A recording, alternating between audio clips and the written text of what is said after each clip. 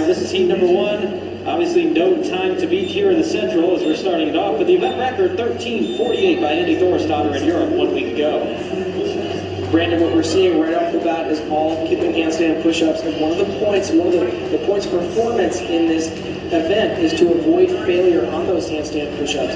We need to know our limitations, and we need to stop before we hit that failure point. Then on the bike, we need to pace the bike at a comfortable rate that's not lazy. And there's a big difference there. We need to pace the bike so that we can get to the dumbbell, and that's where the hard part of this event comes into play.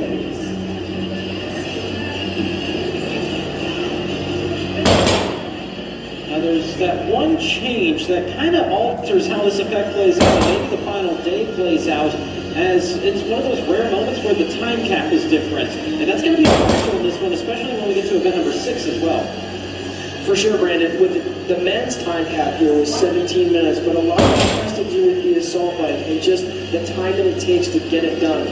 The bigger, more powerful males, 195, 215 pounds, they're just able to put the power on the pedals, and they're going to earn calories a lot quicker. For our ladies, we just need to extend that time out a little bit. Plus, 50-pound dumbbells for our ladies, that is no joke. And the other point that I get to on that and how it can affect later, we've had a lot more success when it comes to that time cap for female athletes in week number 1. So you're seeing a lot more work completed by the female athletes compared to the men's athletes on average. As already on to the toes to bar for a few athletes, including here in lane number 10, Jessica Schwartz.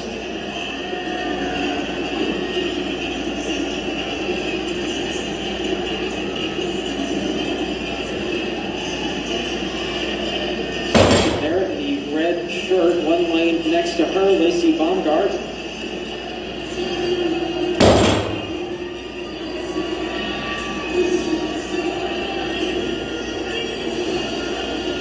There is Merritt.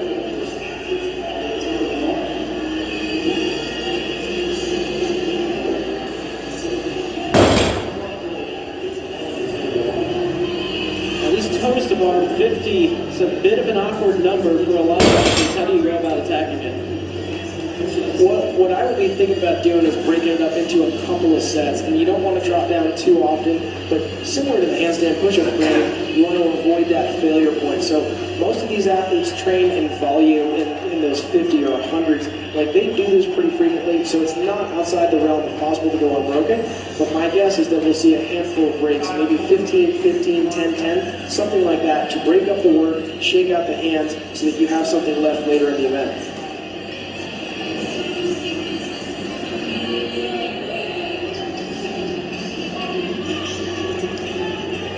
Jolene Quirk, one of a few athletes that are actually some CrossFit moms here in the field. You're a 3 winner. That was actually her 4th career regional event win, and she did it all the way in heat number 1 yesterday. Always great to see those early heat winners. They do really, really well. I think they surprise themselves and everybody else. I'm curious why she's got the hand grips on but not using them. Obviously it's working, and she's going to be one of the athletes out in front, but that's a curious choice. So the Quirk on the left and Schwartz on the right, they're going to be out in front by a pretty good margin. As we make her way to the bike, in lane number 14 will be Becca Merritt in the red tank top.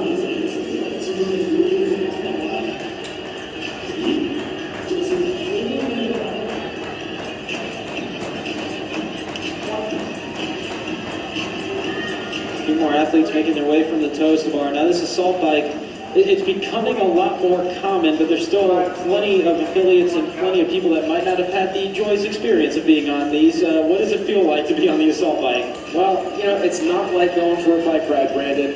It's so hard, and the thing with the assault bike that makes it tricky is the more effort you put into it, the worse it gets. So you lay yourself out for 20 seconds, and it can take you 5, 10, even 15, 20 minutes to recover.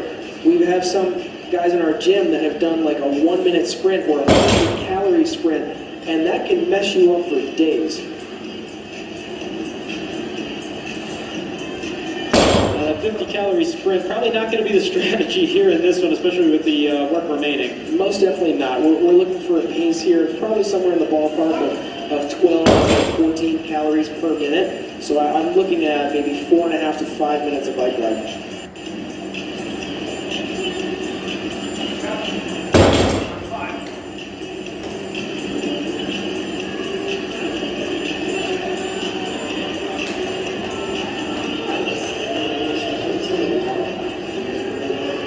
These bikes, I'm going to imagine they were positioned this way on purpose as you look at what's in front of them, including 50-pound dumbbells in that box that they're going to have to step over a lot of times coming up. An awful lot of times. With those dumbbells, 50 pounds in each hand, the box is 20 inches high. It is going to be, it's an assault on the legs, especially when you're coming off of the bike. Your quads are full of blood. It's really, really difficult to imagine how hard this is going to be. Assault on the legs. I see what you did there. As we're about 6 minutes, a little over a quarter of the way towards the 22-minute time cap. Still probably going to be about a minute and a half away or so from anybody coming off that assault bike.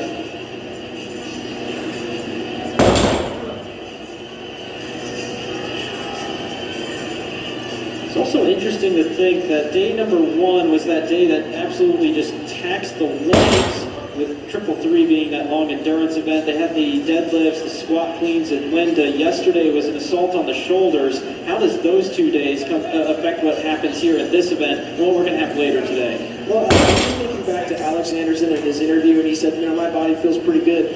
I imagine that at this level, when you're this competitive, you're putting in the volume in the gym so that when you come to a competition weekend, you should be able to rest and recover and eat and provide yourself with the nutrition that's required to get yourself from day to day. But there's just no escaping it.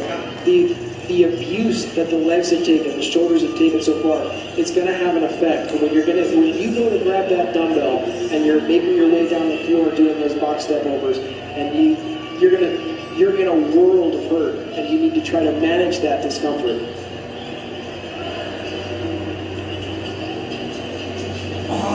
You'll see that a lot of times on the assault bike, going with the almost traditional road bike style.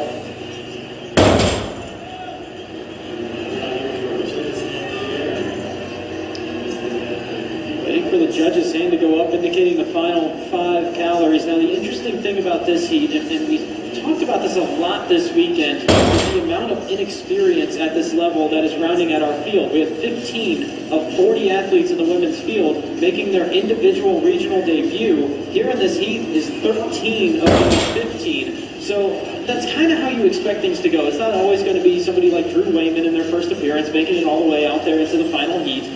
So what are these athletes doing on this final day and getting that experience? On final day, and you know that you're more than likely out of contention. You're out here because you earned the right to be here and you want the experience on the competition floor. So what I would try to do is just soak it all in. Enjoy the moment, enjoy the applause, and be out there to represent the very best you can. Jessica Schwartz, not one of those athletes making her regional debut. This is her 4th consecutive regional appearance, and she's broken away from the field. Out first to the dumbbell box step overs. Jolene Quirk, another multi-time regional athlete, looks to be next in line. And I take that back. It's going to be in lane number 15, Lacey Bongart, making her 3rd regional appearance. So it's going to be some experienced athletes at the regional level leading the way here in event number 5.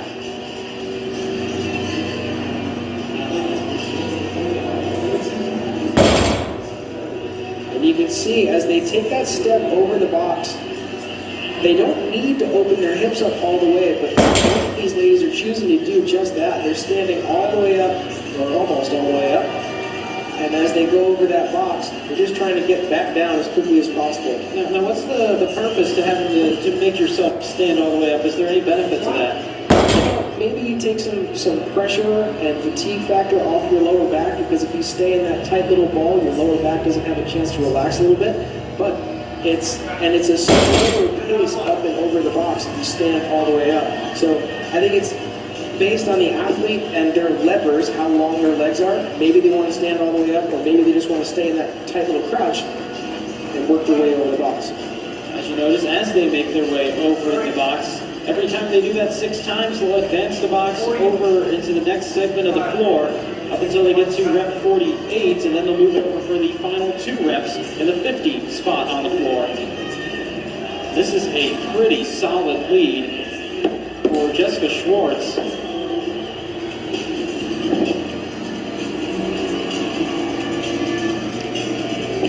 It's going to be about somewhere around 35-45 seconds in front of second place Lacey Baumgart.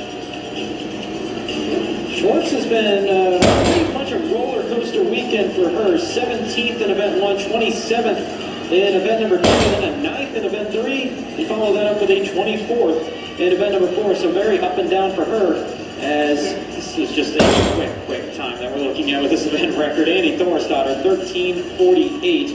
Was there to see that one live last week, and that was incredible pace that she put forth all the way through that event. It just doesn't even make sense to me.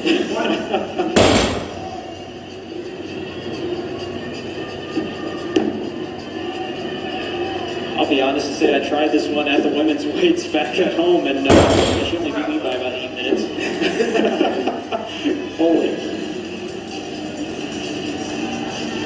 Which, hey, if anybody wants to try this at home, go have at it. It is a treat the next day as Schwartz leading the way. Race for second, Lacey Baumgart in blue and pink, staying just ahead of Mary Kay Dreisicle. There we go. I'm trying to say that. And for some reason, that name is giving me problems all week. Chase Ingram will start laughing because he's going to have that holding breath will moment relate.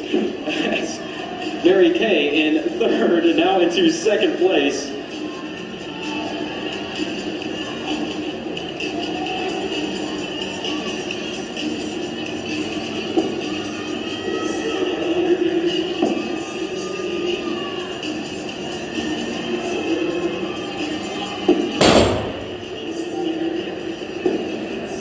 Things that I'm noticing about Jessica Schwartz is on her transitions when she goes into that box forward, she's not spending a whole lot of time wasting time. She moves the box forward, takes a couple breaths, and then grabs those dumbbells for the next rep. And as Schwartz advances the box, let's go down to Mike Arsenault.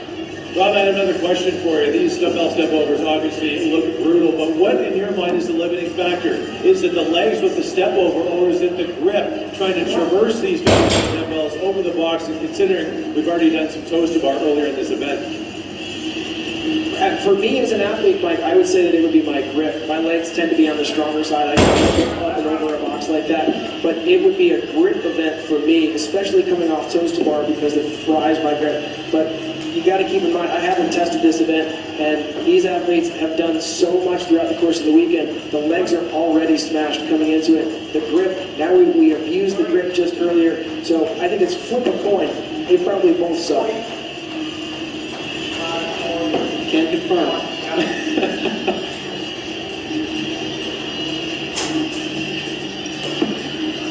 Final few reps for Jessica Schwartz, who has pretty much led this since the beginning. She'll have 6 here in this spot. She'll advance that box for the final 2 reps towards rep 50, and then 100 feet of lunges remain. One of the things that I'm noticing as I'm watching these ladies work across the floor is that they're not breathing that heavy. This is not a sprint type of event. You're working for an awful long time. This is like muscle fatigue. It's a different kind of discomfort. And you can see on Jessica Schwartz's face, she's not, when she goes to move the box forward, she's not breathing that heavy. But her muscles, the way they contract, just the way she moves, everything is breaking down around her. Final 2 reps on those box step overs, and that has got to be a welcome sight for Jessica Schwartz, who's opened up about a 10-rep lead over second place. Common sight throughout this event, as we've seen the first week of regionals, where it's really a large pack of athletes that kind of stick